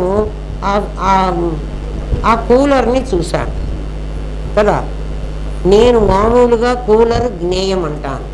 మీరు ప్రజ్ఞానం బ్రహ్మ తెలిసింది కాబట్టి ఈ మాట నేను చెబుతున్నా. నా జ్ఞానం కూలర్ వరకు వెళ్ళి ప్రయాణం చేసి కూలర్ ఈ మూల ఆ మూల అంత అంతర్వ్యాప్తి బహిర్వ్యాప్తి స్వరూప వ్యాప్తి అయిపోయి కూలర్ ఆకారం ధరించింది. ఎవరు? నా జ్ఞానం. నీకు కనపడదు, ఎందుకంటే అది ట్రావెల్ చేస్తున్నప్పుడు కూడా నీకు కనపడి చావలేదు కదా. అది ఆ ఆకారం ధరించింది. ఇప్పుడు నాకు కనపడింది కూలర్ కాదు, కూలర్ రూపం ధరించిన నా జ్ఞానం. దాని పేరు జ్ఞేయం. ఇప్పుడు తెలిసిందా? అందరూ ఏం చెబుతారంటే 20 మార్కులు వచ్చి యూనివర్సిటీ డిగ్రీ తెచ్చుకున్న వాళ్ళందరూ ఏం చెబుతారంటే నేను జ్ఞానం, అది జ్ఞేయం. అసలు నేను జ్ఞానం కాదు, నీ జ్ఞాతను కాదు. నాలో ఉన్న జ్ఞానం జ్ఞాత అవుతుంది ఎప్పుడు? జ్ఞేయాన్ని చూసినప్పుడు. జ్ఞానమే. అందుకని చాలా జాగ్రత్తగా అమ్మవారికి ఏమని పేరు తెలుసునా? విమర్శ రూపిణి. అమ్మ ఊరికే గుడ్డిగా చేయవాకు, విమర్శించు. ఇది జ్ఞాత అది జ్ఞేయం అంటే నువ్వు నమ్మవాకు. అది జ్ఞేయం ఎట్లయిందో విమర్శ చెయ్యి, నీకు అర్థమవుతుంది. ఏరా విమర్శ రూపిణి. విమర్శ చేస్తే నీకేం కనబడుతుంది? వేదాది జగత్ప్రసువు. నువ్వు పారాణిని చూసి అబ్బా పారాణి చాలా ఎర్రగా ఉంది, పారాణి ఎలా ఉంటుందంటే ఎర్రగా ఉంటుంది అని అంత వార్తం చెప్పవాకు. పారాణిలో ఏమేమున్నాయో విమర్శించు. అందులో పసుపు ఉంది, అందులో సున్నముంది. పసుపు సున్నము నిజంగా ఉంటాయి, ఎందుకంటే సున్నం ఎప్పటికీ తెల్లగానే ఉంటుంది, పసుపు ఎప్పటికీ పచ్చగానే ఉంటుంది. ఈ ఎర్రగా వచ్చిందే ఇది దొంగ. అది విమర్శించటం. కనబడుతున్నా అది నిజం కాదు. ఏది నిజం కాదు? అప్పుడు జీవ జగత్తులు రెండు నిజం కాదు కదా. కనపడుతున్నా నిజం కాని దాన్ని మనకు శాస్త్రం ఏం చెప్పింది? మిథ్య అని చెప్పింది. బ్రహ్మ సత్యం, జగత్తు మిథ్య. జీవుడు కథ ఏమిట్రా అంటే వీడు బ్రహ్మమేరా, వీడు నీకు జగత్తులో ఉండి వీడు నీకు జీవుడుగా కనపడుతున్నాడు, కానీ యథార్థంగా వీడు ఎవడరా? అంతే, అయిపోయింది. ఏకం విజ్ఞానేన సర్వం విజ్ఞాతం భవతి. ఒక్కటి తెలిస్తే నీకు సమస్తం తెలిసిపోతాయిరా. ఒక్కటి తెలుసుకుంటే నీకు అది 100 మార్క్స్ క్వశ్చను, నీకు ఆ 100 మార్కులు వేసేస్తానురా. నువ్వు చిన్న చిన్నవి తెలుసుకుని నా జ్ఞానం జ్ఞేయం రెండు తెలిసినాయి, నీ జ్ఞాత కూడా తెలిసిందంటే చస్తావురా. అయితే చావుట్రా, నిజంగా చావండ్రా. ఎందుకని? చచ్చేవాడిని నేను కాదని నాకు తెలుసురా. ఆ భాష చచ్చిపోతుంది, వస్తువు చావదు. చావదు కాబట్టి దాని పేరు వస్తువు అని పేరు పెట్టాము. అది సరే. ఏమ్మా జ్ఞానానికి గోచరించాయా? ఎవడైనా చచ్చిపోయినాడు ఒకడు, నేను చచ్చిపోయినాను అని వాడు ఏమన్నా చెప్పాడా? అట్లాగే పుట్టినవాడు నేను పుట్టాను అని చెప్పాడా? జీవిస్తున్నవాడు నేను జీవించి ఉన్నాను అని చెప్తున్నాడా? రే నేను బతుకున్నాను రా అని ఎవడన్నా మాట్లాడుతున్నాడు. కదా. కాబట్టి జనన జీవన మరణాలు ఏమ్మా, జనన జీవన మరణాలు జ్ఞానానికి గోచరిస్తాయి. ఒక జ్ఞానం ఉన్నవాడు నీ పుట్టుకను పుట్టావని చెప్పాలి. మన అందరికీ నా డేట్ ఆఫ్ బర్త్ ఫలానా అని నాకు ఎట్లా తెలుసు? మా అమ్మో, మా అక్కో, మా నాన్నో ఎవడో ఒకడు నాకు చెప్పాడు. ఆ చెప్పిన వాడికి ఆ క్షణం జ్ఞానం ఉంది కదా. కాబట్టి జ్ఞానానికి కనపడింది ఏది? నా పుట్టుక. నా మరణం కూడా జ్ఞానానికి కనపడాలి. ఒక డాక్టర్ వచ్చి డిక్లేర్ చేయాలి నేను చచ్చిపోయినానని. ఏంరా, జ్ఞానం ఉన్నవాడే చెప్పాలిరా. మనం అందరం అక్కడే ఉన్నా కదా, మనం అందరం అక్కడే ఉన్నా డెత్తును డిక్లేర్ చేసేవాడెవడు? డాక్టర్కి జ్ఞానం ఉండాలి. ఏం జ్ఞానం ఉంది? వీడు చచ్చాడా బతికాడా అని తెలిసే జ్ఞానం కదా.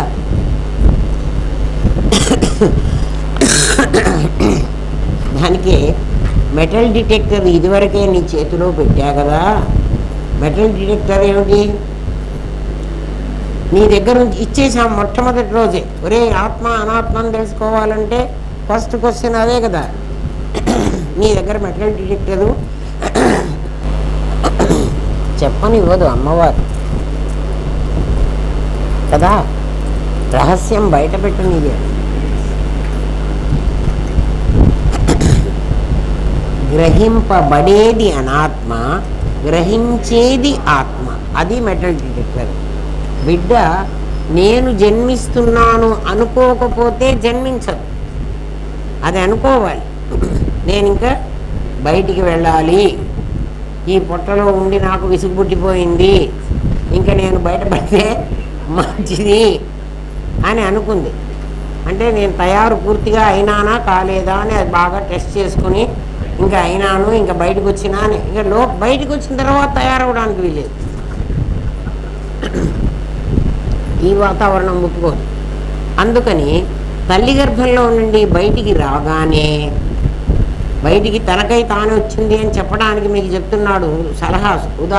దానికి ఎందుకు బిడ్డకి జ్ఞానం ఉంది అని చెబుతున్నాడంటే, ఈ బయటికి వచ్చిన తర్వాత అంటే అమ్మ కడుపులో ఉండగా అమ్మ గాలి పీలిస్తే వాడికి శ్వాస వస్తోంది కదా. బయటికి వచ్చిన తర్వాత నాకై నేను గాలి పీల్చకపోతే నేను చచ్చిపోతాను అని వాడికి ఎవ్వడు పాఠం చెప్పలేదు. బయటికి రాగానే ముందు వాడికి బయటికి ఇంకా రాక్కర్లేదురా నాయన, వాడి తల మాత్రం బయటకు వచ్చింది, ఇంకా శరీరం అంతా అమ్మ కడుపులోనే ఉంది, అయినా వాడు గాలి పీలుస్తున్నాడు. ఎవడు చెప్పాడు వాడికి? అంటే వాడి జ్ఞానం ఉంది. అది అయ్యో ఏ జ్ఞానం లేని పసిబిడ్డమ్మా అంటాడు. వాడి జ్ఞానం ఉందమ్మా.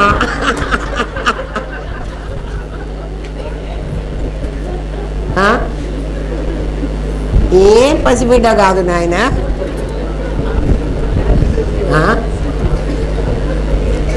అందుకే శాస్త్రం ఏమందో తెలిసిన, దేహో దేవాలయ ప్రోక్తో, ఈ దేహమే ఒక దేవాలయం రా, తిరుపతికి వెళ్ళి దేవాలయాన్ని వెతుక్కోవాకు. జీవో, దీంట్లో ఒక జీవుడు ఉన్నాడురా, వాడే దేవుడురా. ఎటువంటి దేవుడురా? సనాతన, చాలా పాతవాడురా. ఆ జీవుడు ఎటువంటి వాడు? చాలా పాతవాడు. చాలా పాతవాడని నువ్వు పెట్టి చెబుతావు అంటే, ఈ పిల్లవాడు ఇప్పుడు పుట్టాడని నువ్వు అంటున్నావు, కానీ దాని లోపల ఉన్నవాడు ఎవడో ఉన్నాడే, వాడు ఎవ్వరు చెప్పకుండానే గాలి వీలవకపోతే నేను చస్తాను అని వాడికి ముందే తెలుసు. రే మనం అందరం అట్లా పీల్చిన వాళ్ళమేరా కదా. అమ్మ చెప్పిందా, ఒరే నాయన గాలి పీల్చు లేకపోతే చస్తావని? ఏం చెప్పలే. అసలు అమ్మ పార్టే లేదు. పార్ట్ మనది. మనం కదా ఆవిడ కడుపులోకి వచ్చి పడి ఆ అద్దె కొంపలో పడ్డాం. అద్దె కొంప, అందుకే సరవేసి అంటారు, సరవేట్ మదర్ అని. కొన్నాళ్ళు ఆవిడ ఇల్లు మనకు అద్దెకిచ్చింది. నేనేమనుకుంటా అంటే, ఫ్లైట్లో నేను ఇక్కడి నుంచి అమెరికా వెళ్ళాలి, ఫ్లైట్లో నాకు చోటు కావాలి, నా సీట్ అది, మా అమ్మ కడుపు కూడా నా సీటు. నేను అక్కడి నుంచి ఇక్కడికి వచ్చాను, ఇక్కడి నుంచి పోయేటప్పుడు నాకు ఇంకొక సీట్, నా సీటు నాకు సొంతం, నాకు ఒక విమానం నేనే సృష్టించుకుంటా. అదే నా యాతనా శరీరము, నా భోగ శరీరము. ఇక్కడికి వచ్చేటప్పుడు మాత్రం ఇంట్రడ్యూసర్ కావాలి, ఆ బ్యాంకు వాళ్ళు నన్ను చేర్చుకోరు. నేను కొత్త క్యాండిడేట్గా నన్ను మీ బ్యాంకులో కాస్త అకౌంట్ ఓపెన్ చేయరా అంటే, అమ్మ మీకు ఈ ఊళ్ళో ఎవరన్నా తెలిసిన వాళ్ళు ఉంటే ఒకళ్ళని పిలుచుకురండి అంటారు. నేనే ఈ ఊరికి వచ్చాను రా అంటే, లేదు లేదు ఈ ఊళ్ళో ఆల్రెడీ ఉన్న వాళ్ళు ఒకళ్ళు కావాలి వాడికి, ఇంట్రడ్యూసర్, లేకపోతే చేర్చుకోడు. బ్యాంకు వాళ్ళకి ఎన్ని రూల్స్ ఉన్నాయి, మనకి లేవా? ఈ ప్రపంచం అనే బ్యాంకు కూడా. కాబట్టి నన్ను మా అమ్మ మా నాన్న నన్ను అమ్మే ఇంట్రడ్యూస్ చేయాలి, నాన్న ఏం చేయడు కదా. నాకు దేహం వచ్చింది మా అమ్మ దగ్గర నుంచి. అందుకే శాస్త్రం కూడా చాలా కేర్ఫుల్గా మాతృదేవో భవ తర్వాతనే పితృదేవో భవ అంది. అమ్మో, ఆ తర్వాత ఎవరికి ఇచ్చిందో ఆ ప్లేస్ చెప్పనా?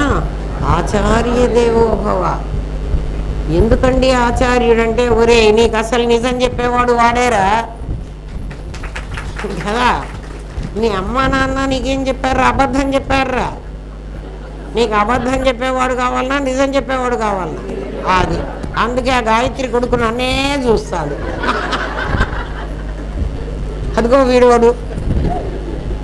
నా మనవాళ్ళు చేయట్లేదు కానీ ముని మనవాళ్ళు చేస్తున్నారు ఆ పని కదా. నన్నే చూస్తాడే వాడు. ఇంతమంది మనుషులు పెట్టండి, వాడు కళ్ళార్పకుండా ఇట్లా చూస్తాడు. ఎందుకంటే ఆచార్య దేవోభవ వాడికి తెలుసు. వాడికి ఎట్లా తెలుసండి అంటే, సజీవోదేవ సనాతన, వాడు చాలా పాతవాడు. వాడు చాలా పాతవాడు. ఎవడు? ఈ జీవుడు.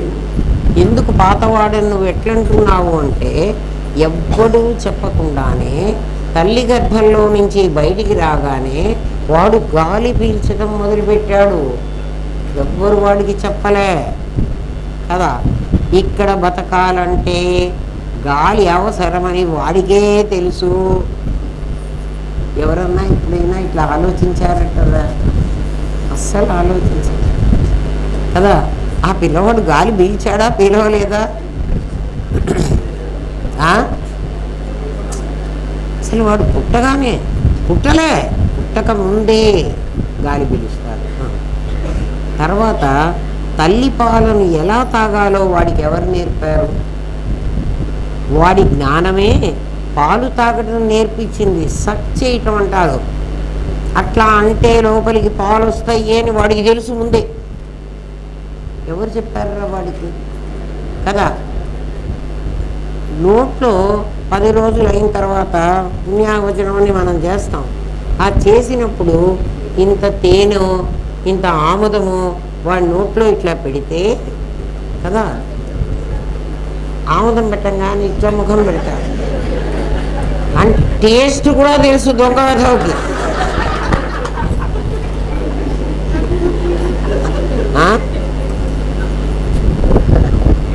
అవునా కాదా? మీరే చెప్పు. ఇవన్నీ మా గురుదేవులు మమ్మల్ని హాస్పిటల్కి వెళ్ళి వాళ్ళని చూసి రమ్మన్నారా. మన ఇంట్లో మరి కన్నవాళ్ళని చూడాలంటే మనకి దొరకాలి కదా. నేను గడియారం ఆసుపత్రికి వెళ్ళి చూసి వచ్చేదాన్ని. మీరు కూడా వెళ్ళి చూసి రండి, మీకు తెలుస్తుంది. ఊరికే కూర్చొని పాఠాలు వింటాం కాదు. మా గురుదేవులు మాకు చెప్పిన పద్ధతే సంప్రదాయం. అసలు ట్రెడిషనల్ టీచింగ్ అదే. నేను చేస్తున్నది కాదు. నేను చేస్తున్నది స్పూన్ ఫీడింగ్.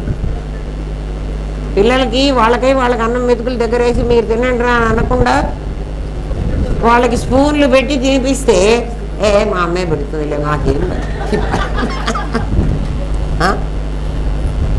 మేము ఎందుకు కష్టపడాలి కదా. పైగా స్పూన్ ఫీడ్ చేసి అది మింగకపోతే మళ్ళీ కొట్టి మళ్ళా కూడా రోజు తిడతారు కదా. ఇన్ని మాకందరికీ మా గురుదేవులు అట్లా చెప్పలే. గడియారం ఆసుపత్రికి పోయి అడుక్కొచ్చుకొని తినండి అన్నాడు. మార్చురికి పంపించేశారు. శవాన్ని చూసిరా, నీకు శరీరం అంటే ఏమిటో తెలుస్తుంది. దీని మీద వ్యామోహం ఉండడానికి కూడా వీలుండదు కదా. అన్ని భాగాలు ముక్కలు ముక్కలు చేసి సరోజినమ్మ అని ఒక ఆవిడ బాడీని మెడికల్ కాలేజ్కి ఇచ్చింది. ఆ ముక్కలన్నీ వాళ్ళు తలా ఒకటి పార్ట్ తీసుకొని సరోజినమ్మ గారు ఏది అంటే ఇగో వరుసన ఉన్నది, ఇక్కడ ఆవిడ కాళ్ళు ఉన్నాయి, ఇక్కడ ఆవిడ గుండె ఉంది, అక్కడ ఆవిడ కళ్ళు ఉన్నాయి, అక్కడ ఆవిడ చెవులు ఉన్నాయి, అక్కడ ఆవిడ కాళ్ళు ఉన్నాయి, అన్ని తలా ఒకటి పిక్కొని టెస్టులు చేస్తున్నారు. దాని చుట్టూ ఇంతమంది డాక్టర్లు ఉన్నారు. అది అలాంటి చోటికి పంపించి మాకు విద్య నేర్పించారు మా గురుదేవులు, మహానుభావుడు. అట్లాంటి గురువు అసలు ఎవ్వడికి దొరకరా. మనం ఎంతో పుణ్యం చేసుకున్నాం. ఆయనకేమో ఈ మనవాళ్ళు మనవరాళ్ళ మీద చాలా ప్రేమ ఉన్నట్టుంది. అందుకని అమ్మ వాళ్ళకి చెప్పు, నీకు తెలిసినట్టు చెప్పు. ఏం ప్రేమో చూడండి అర్రా. మరి మోహం వద్దంటాడు, ఎంత మోహం ఉందో అదా. గురువుగారికి మీరు దండ వేసినప్పుడల్లా నేను అనుకుంటూ ఉంటా, గురుదేవా అన్ని పువ్వులు తయారైనాయి, మీకు వస్తున్నాయి చూసుకోండి. నాకు చెప్పిన పని నేను చేసేసా, కానీ ఎంతకాలం సేవ చేసినా నాకు సద్గురు రుణము తీరదు అని ఆయనే చెప్పాడు. రుణం తీరదుట, ఇంకా ఎన్నాళ్ళు చేయాలో నా బాకీ. వెంకటేశ్వర స్వామి వాడికి ఎవరికో అప్పు ఉన్నాడు కదా, అట్లా డబ్బులు కడుతున్నట్టు నేను ఇంకా ఎంతకాలం కట్టాలో నాకు తెలీదు. ఏమో మరి ఆయన మీ అందరికీ చెప్పమనే చెప్పారు. అప్పుడు మీరు ఇంకా పుట్టి కూడా ఉండారు. పుట్టబోయేటువంటి మనవాళ్ళు మనవరాళ్ళ మీద అంత ప్రేమ ఏంటో నాకు తెలియదు. మాకేమో వద్దని చెప్తాడు, ఆయనకేమో ప్రేమ ఉంది కదా. సరే, సంతోషం. ఏమ్మా, తల్లిపాలను ఎలా తాగాలో వాడికి ఎవ్వరూ నేర్పరు. వాడి జ్ఞానమే వాడికి పాలు తాగడం నేర్పించింది. చచ్చేవాడు నేను చస్తున్నాను అంటాడు. ఇతరులకు తెలియంది వాడికి మాత్రమే తెలిసేది రహస్యం. రహస్యం అంటే ఏమిటి? ఎవ్వరికీ తెలియంది నాకు మాత్రమే తెలిసింది రహస్యం. ఒరే ఇది చాలా రహస్యం రా, నీ చెప్తున్నాను అంటే నాకే తెలుసు, ఇంకెవ్వడికి తెలియదు. ఇప్పుడు నీకే తెలుసు, ఇంకెవ్వడికి తెలియదు. నువ్వెవడికి చెప్పవా? రహస్యం ఎవరికి చెప్పదు. ఏమో కృష్ణ పరమాత్మ అన్నాడు ఈ మాట, ఇది గుహ్యతమం శాస్త్రం. అర్జున, ఈ శాస్త్రమంతా అతి గుహ్యం, అందుకని ఎవడంటే వాడికి చెప్పవా. తపస్సు చేయని వాడికి అసలు చెప్పద్దు. తపస్సు చేయడం అంటే దానికోసం తపించాలి. నాకు అది కావాలి అని ఏడిచిన వాడికి, డబ్బులు కావాలి అని చాలా బాధపడి కష్టపడి డబ్బు సంపాదించుకున్న వాడికి డబ్బులు వాల్యూ తెలిసినట్టు, ఊరికే డబ్బులు వచ్చి పడ్డవాడికి అస్సలు దాని విలువే తెలియదు. పరమాత్మ అందుకే ప్రవక్ష్యామ్యనసూయవే, నీకు నేను అసూయ లేనివాడిని. అసూయ లేనివాడంటే ఎవడంటే గిట్టని వాడా కాదు.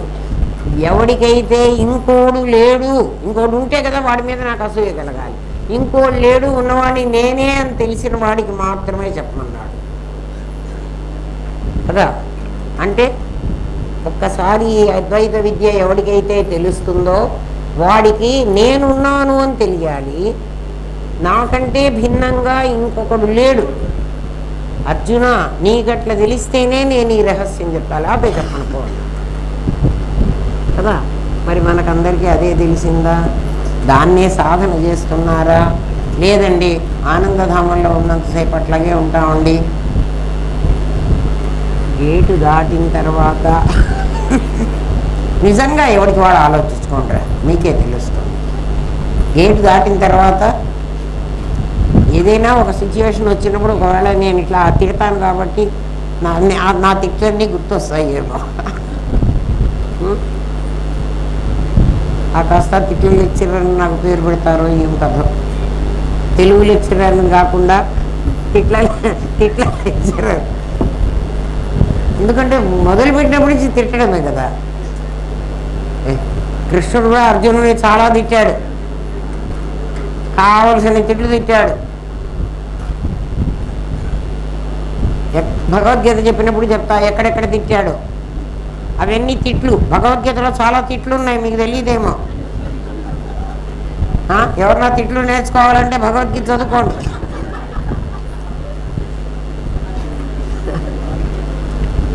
నిజంగా ఉన్నాయర్రా.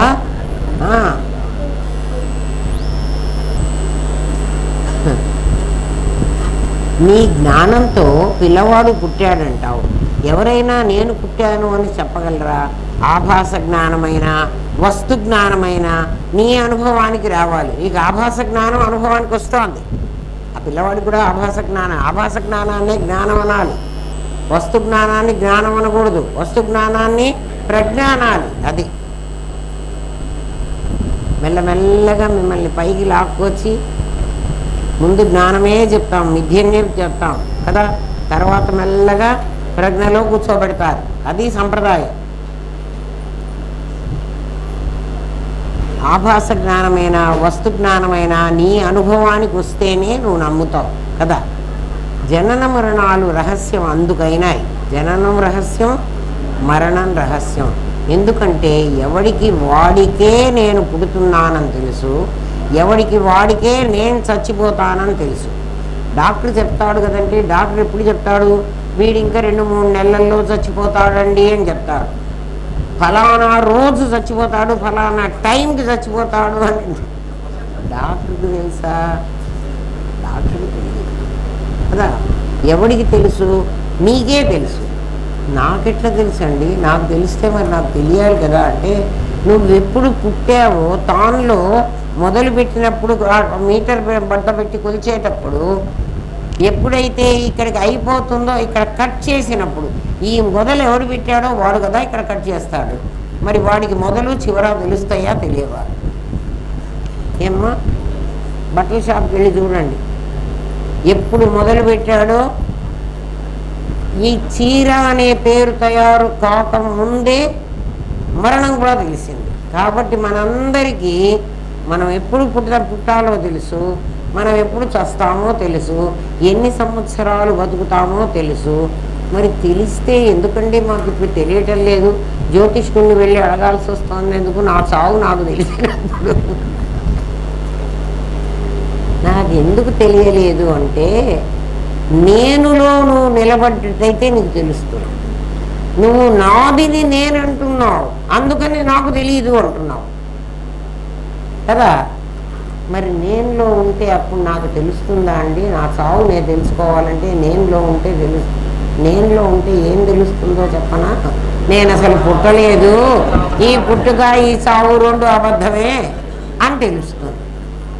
మరి ఆ తెలివి లోపల ఉందా లేదా? మరి నాకు తెలియదంటావేంటి? నా చావు నాకు తెలియదు అంటున్నావు. అర్థమైందా నేను చెప్పిన మాట కదా? నీ చావు నీకు ఎప్పుడు తెలుస్తుంది? నువ్వు నేనులో ఉంటే తెలుస్తుంది. నువ్వు నాది నేను అనుకున్న నేనులో ఉన్నావు, అందుకని నీకు తెలియటల్లా. మరి నాది నేను అనుకోకుండా అసలు ఒరిజినల్ నేనులో ఉన్నాను అనుకోండి, అప్పుడు నాకు తెలుస్తుందా? అప్పుడు ఖచ్చితంగా తెలుస్తుంది. ఏం తెలుస్తుంది? నేను చావనని తెలుస్తుంది. నేను పుట్టలేదు, నేను చావు. మరి ఈ పుట్టి చచ్చింది ఇది ఎవర్రా? ఇది ఆభాస, ఇది నిజం కాదు. అది తెలిస్తే నీకు చావు భయం పోతుంది.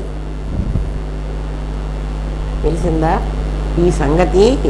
7 రోజులు పాఠం చెప్పి ఎవరు? భాగవత సత్వామ సుకుడు పరీక్షిత్తుకు చెప్పిన తర్వాత అంతా అయిపోయింది. లాస్ట్ ఇంకా 7వ రోజు కూడా అయిపోతుంది. ఇంకా సేపటికి తక్షకుడు వస్తాడు, కరిచేస్తాడు, వీడు చేస్తాడు. అప్పుడు అడుగుతాడు శుకుడు పరీక్షిత్తుని. అసలు ఆయన ఎక్కడా ఉండడు. ఆవు పాలు పితికేంత సమయంలో మాత్రమే ఒక ఊళ్ళో ఉంటాడు. ఆవు పాలు తీయడం మొదలుపెట్టినప్పటి నుంచి పాలు పితకడం అయిపోయేది ఎంతసేపు పడుతుందో మీరు చూసి లెక్కేసుకోండి. జెర్సీ ఆవు కాదు, మన నాటు ఆవు, అది అంత సమయమే ఉంటాడు. అటువంటి వాడు పరీక్షిత్తు అడిగితే పరీక్షిత్తుకు చెప్పడం కోసం 7 రోజులు ఒక ఊళ్ళో స్టే చేశాడు ఆయన మహానుభావుడు. 7 రోజులు చెప్పి దాన్నే భాగవత సప్తాహం అంటారు. 7 రోజులు చెప్పిన తర్వాత పరీక్షిత్తుని అడిగాట. పరీక్షిత్తు 7 రోజులు నేను పాఠం చెప్పనైతే చెప్పాను, నీకు అర్థమైందే అనుకుంటున్నాను. ఇప్పుడు నీకు 7వ రోజు వాడు తక్షకుడు వస్తాడు, నిన్ను కాటేస్తాడు, నీకు భయం లేదా అని అడిగాట. అడిగితేను తక్షకుడనే శరీరము లేదు, పరీక్షిత్ అనే శరీరము లేదు, వాడు వీడిని కాటు వేయడం అనేది లేదు. ఈ మొత్తం ఆభాస అన్నప్పుడు గురువుగారు నాకేమిటండి భయము, నేను చావనుకోవాలి. పరీక్షిత్తు చస్తాడు, నేను చావను. నీకేం తెలుస్తుంది అంటే నీ మరణం నీకే తెలుస్తుంది, రహస్యం అన్నాడే, ఇది రహస్యం, ఇది గుహ్యతమం. అర్థమైందా? భగవద్గీతని అట్లా అర్థం చేసుకోండిరా. ఎంత అసలు అందులో ఉన్నవి ఏమిటి అంటే అవి కోహినూరు వజ్రం కంటే గొప్ప ఉన్నాయి. అందులో కోహినూరు వజ్రం ఆఫ్టర్ ఆల్ అదొక రాయి, అంత గొప్ప ఉన్నది. భగవద్గీత చదువుకోండిరా, నీ గీత మారిపోతుంది. నీ గీత ఏమిటి అంటే జన్మల జన్మలు ఎత్తాల్సిన గీత నీ మహాన్ ఉంది. మన మహాన్ ఏముంది? ఎన్నో జన్మలు ఎత్తాలి, ఎన్నో జన్మలు ఎత్తి పొట్ట కొరకు ఎన్నెన్నో పనులు చేసి ఇంకెన్నో జన్మలను ఎత్తారు. పాల్పడితే ఇంకేమేమి కానున్నదో కదా. ఎన్నో జన్మలు ఎత్తాను, ఇంకా ఎన్ని జన్మలో ఎత్తడానికి ఎందుకురా ఎన్ని జన్మలో ఎత్తాలంటున్నావు? సంచితం నాకు కొండల్లాగా అక్కడ పెరిగింది, కొండల్లాగా కోర్సు ఉంది, మార్చి సెప్టెంబర్ కూడా వస్తుంది. మార్చి సెప్టెంబర్ ఏమిట్రా? జననం మరణం పునరపి జననం కదా. మళ్ళీ పుట్టడం, మళ్ళీ చావడం, మళ్ళీ జన్మ తీసుకోవడం, మళ్ళీ రావడం. ఎన్నిసార్లు వెళ్ళాము, ఎన్నిసార్లు వచ్చాము. బహూనాం జన్మనామంతే జ్ఞానవాన్ మాం ప్రపంచతే. అర్జున, ఎన్నో జన్మలు ఎత్తిన తర్వాత జ్ఞానం కలిగిన ఈ జన్మ వచ్చిందిరా నీకు. జ్ఞానం కలిగిన అంటే ఏమిటి? అసలు నీవు నేను చేస్తున్నాను అనకుండా నా జ్ఞానం చేస్తోంది అని తెలుసుకుంటే జన్మ. అవునా కాదా? అందుకని నీకు ఇప్పుడు అర్థమవుతున్నది ఏమిటి? అక్కడ కొండల్లాగా సంచితం ఉంది. కర్మ ఉండే, కర్మ ఫలం అక్కర్లేదు, అనుభవించాల్సిందే కదా. అదంతా ఉంది. మరి నీకు జ్ఞానం కలిగితే ఏమవుతుంది?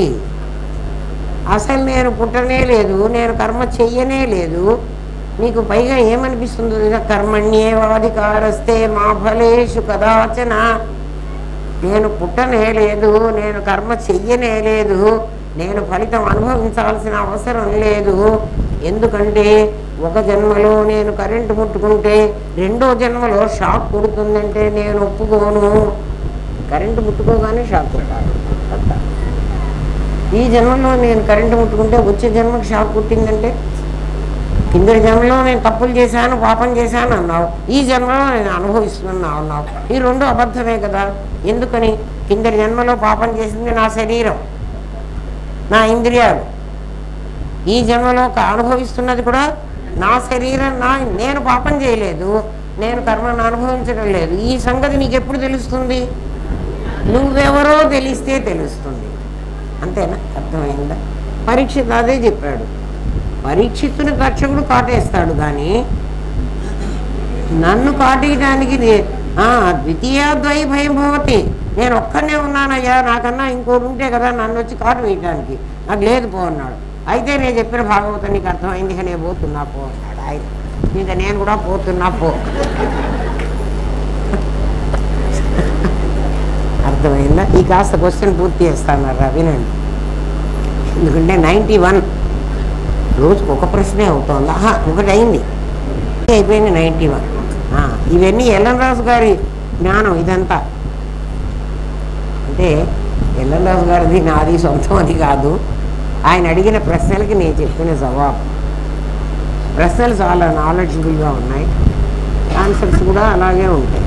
అందుకే ఆయన అంగీకరించాడు, లేకపోతే 4 తిట్టి పంపించుండేవాడు.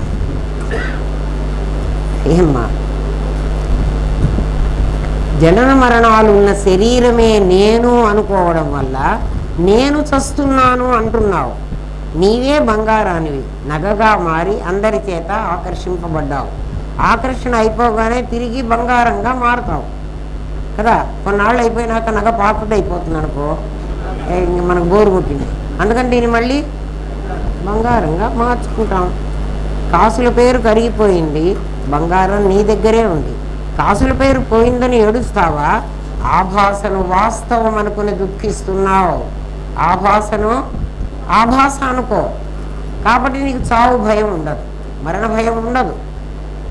ఎందుకని ఆభాసని ఆభాసే అనుకో. అది అనుకోవడం కోసమే ఇంత పాఠం చెప్పుకోవడం, అంతకంటే ఏం లేదు. ఏమ్మా రేపు ప్రశ్న మళ్ళీ వెంటనే ఆయన ఏమడిగారంటే, సాధన ఎవరు చెయ్యాలి? జీవుడా, జగత్తా, ఈశ్వరుడా? సాధన ఎవరు చెయ్యాలి? జీవుడా, జగత్తా, ఈశ్వరుడా? నెక్స్ట్ క్వశ్చన్ అది 92. ఓం తత్సత్. స్వస్తి ప్రజాభ్యః పరిపాలయంతాం న్యాయేన మార్గేణ మహిన్మహీషా. గో బ్రాహ్మణేభ్యః శుభమస్తు నిత్యం. లోకాః సమస్తాః సుఖినో భవంతు. ఓం పూర్ణమదః పూర్ణమిదం పూర్ణాత్ పూర్ణముదచ్యతే. పూర్ణస్య పూర్ణమాదాయ పూర్ణమేవావశిష్యతే. ఓం శాంతి శాంతి శాంతి. ఓం నమో బ్రహ్మాదిభ్యో బ్రహ్మ విద్యా సాంప్రదాయ కర్తృభ్యో వంశ ఋషిభ్యో గురుభ్యో నమో మహద్భ్యః. సర్వోపద్రవరహిత ప్రజ్ఞానఘనః ప్రత్యగర్ధో బ్రహ్మైవాహమస్మి బ్రహ్మైవాహమస్మి బ్రహ్మైవాహమస్మి.